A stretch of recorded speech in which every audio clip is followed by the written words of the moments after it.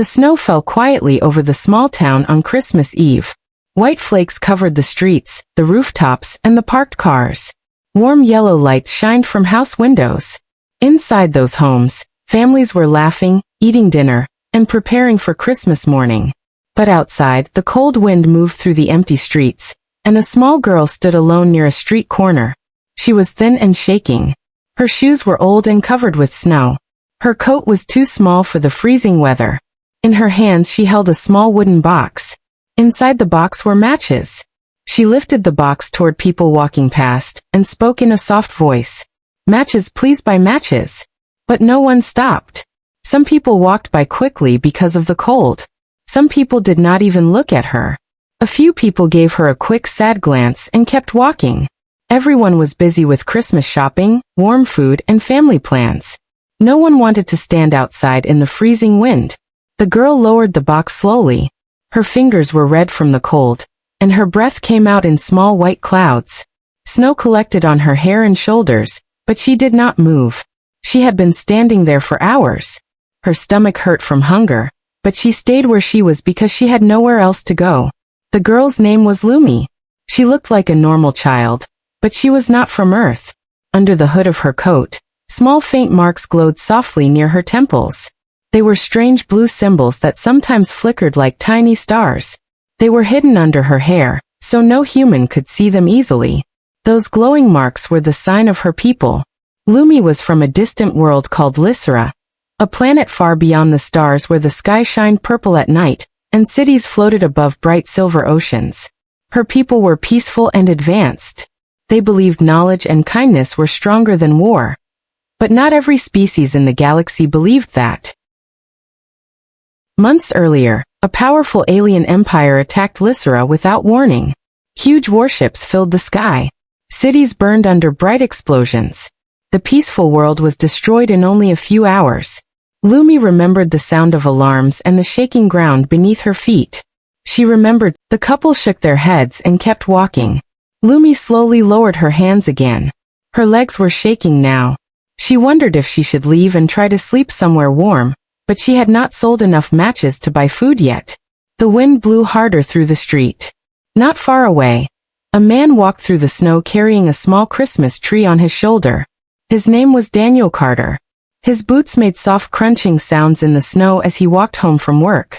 The day had been long and exhausting, and the cold air made his face sting. Daniel worked at a construction site across town. The job was hard, but he needed it to support his young son Ethan. Life had changed a lot in the past 2 years. His wife had died in a car accident, leaving him to raise Ethan alone. Some nights the house felt very quiet without her. But Daniel always tried to stay strong for his son. Earlier that morning Ethan had been very excited about Christmas. "Dad, we need a Christmas tree," Ethan had said with a big smile. "Santa can't find our house without a tree." Daniel laughed when he remembered that moment. The small tree on his shoulder was not perfect, but Ethan would love decorating it. As Daniel turned the corner of the street, his eyes noticed something unusual. A small child standing alone in the snow. He slowed down and looked more carefully. The girl looked very young, maybe 8 or 9 years old. She was thin, shivering, and holding a small wooden box. Snow covered her shoes and the bottom of her coat. Daniel frowned with concern. "What is a kid doing out here alone?" he muttered quietly. He walked closer. When Lumi saw the tall man approaching, she became nervous. Humans sometimes shouted at her to leave. A few had even pushed her away from their stores. But she lifted the box politely. "Matches, please buy matches." Daniel stopped in front of her. Up close he could see how cold she looked. Her cheeks were pale, and her hands were trembling. "Hey kid," Daniel said gently. "Where are your parents?" Lumi did not answer. She only held out the box again. "Matches, please." Daniel sighed softly and opened his wallet. He pulled out a few bills and placed them in her hand. "I'll take the whole box," he said. Lumi blinked in surprise. No one had ever bought all the matches before. Slowly she handed him the box. "Thank you," she whispered. Daniel nodded and started to walk away with the tree on his shoulder. But after only a few steps he stopped. Something inside him felt wrong. He turned and looked back at the girl. She was still standing in the snow, still shaking, still completely alone. Daniel rubbed the back of his neck and looked at the dark sky for a moment. He knew that feeling in his chest. It was the same feeling he had the night his wife died, the feeling that someone needed help and he could not ignore it. He walked back toward her. "Listen," he said kindly, kneeling down so he was not so tall and scary. "You can't stay out here tonight. It's freezing." Lumi looked at him with wide, uncertain eyes. "My name is Daniel," he continued. "What's your name?" She hesitated for a moment.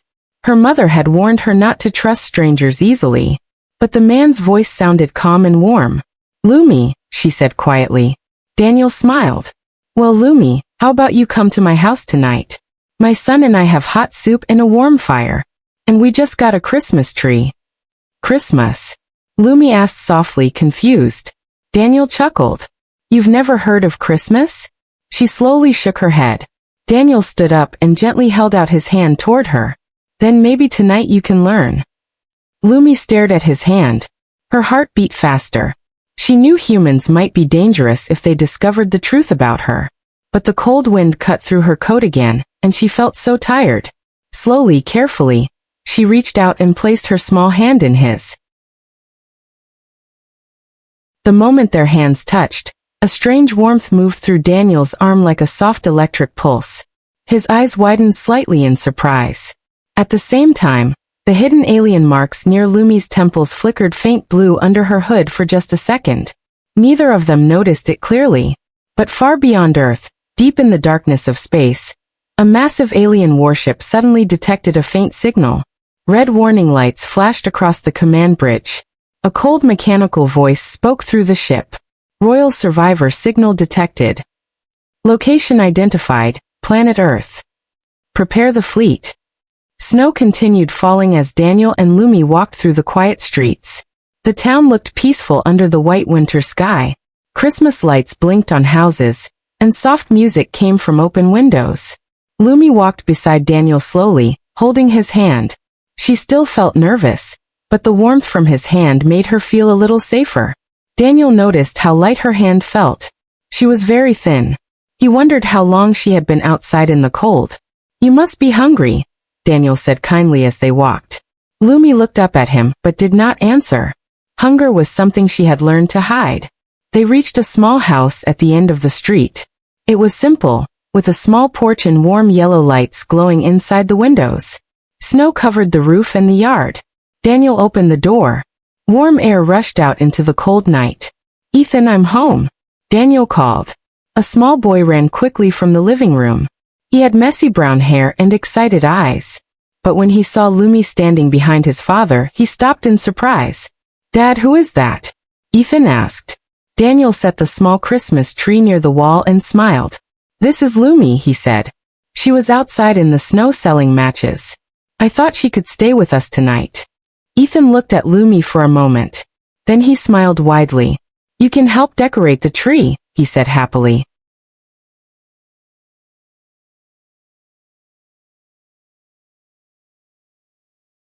Lumi blinked in surprise.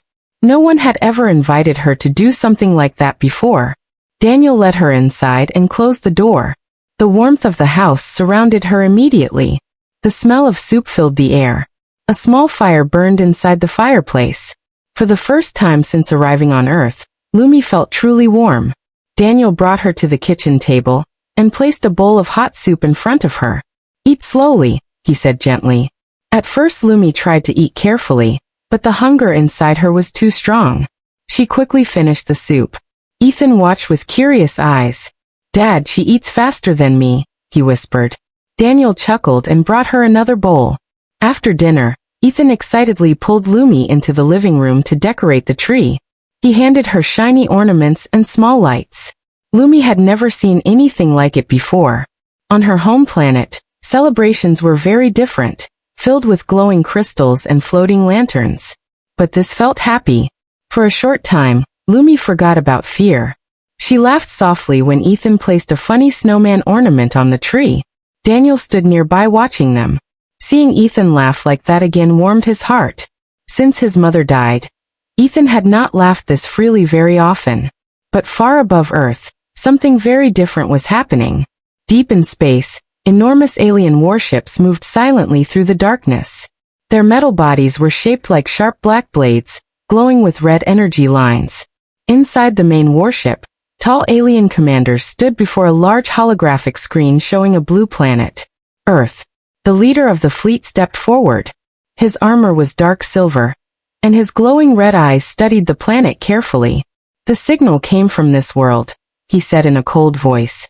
One of the officers nodded. "Yes, Commander." The royal mark activated for a moment.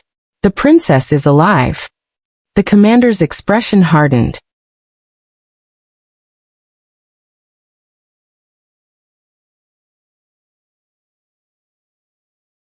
The last heir of Lysera must not survive. If she grows older, she could unite other worlds against us. He turned toward the crew. "Send the hunters." On another part of the ship, large metal doors slowly opened.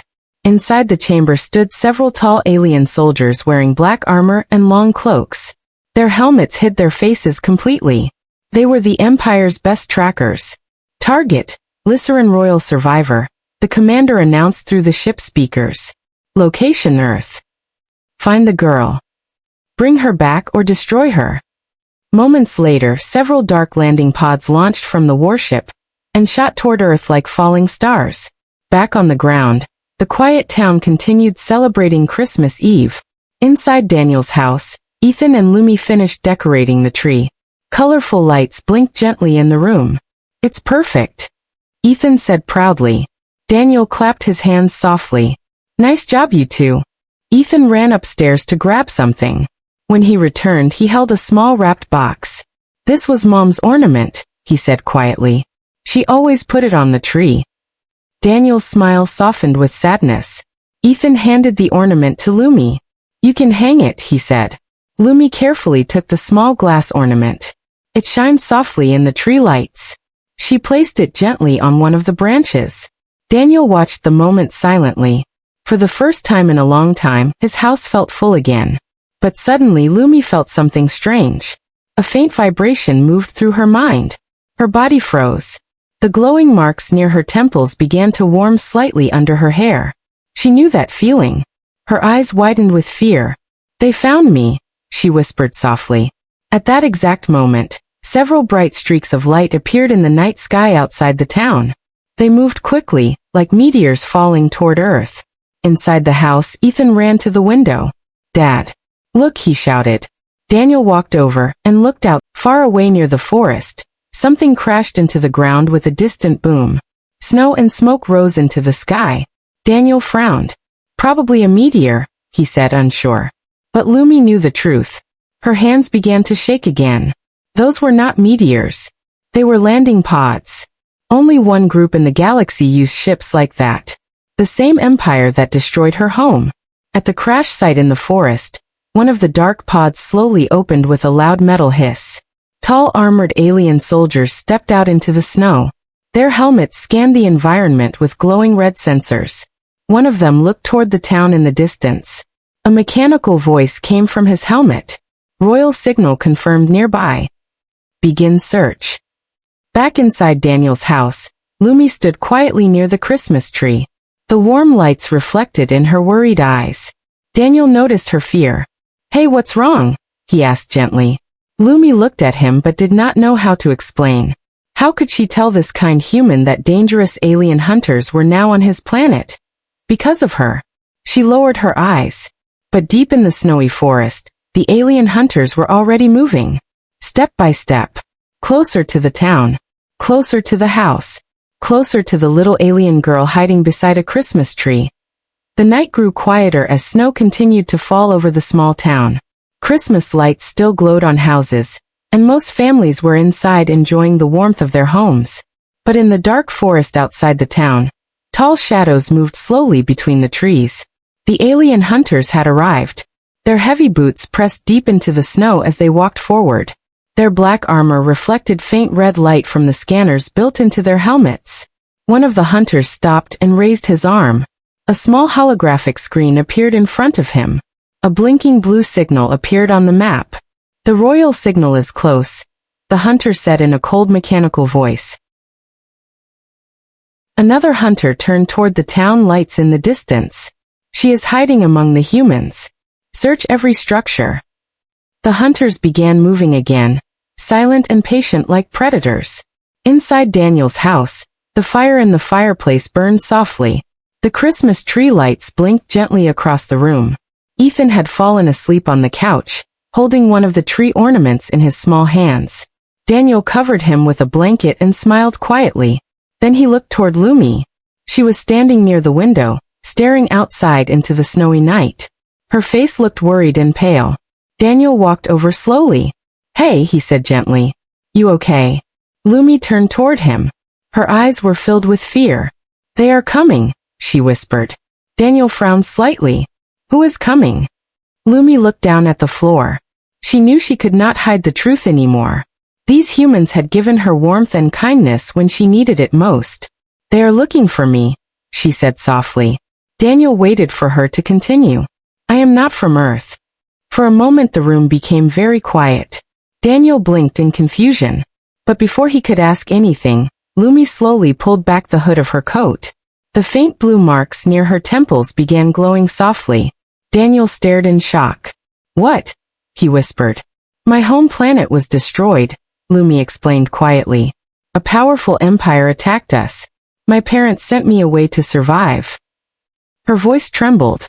"The soldiers who destroyed my world, they found my signal tonight." Daniel looked at her glowing marks and then at her frightened face. Everything she said sounded impossible, but something inside him knew she was telling the truth. "So those lights in the sky," he said slowly. "They were their ships," Lumi replied. Before Daniel could say another word, a loud sound echoed from outside. Thud. The ground shook slightly. Daniel looked toward the window quickly.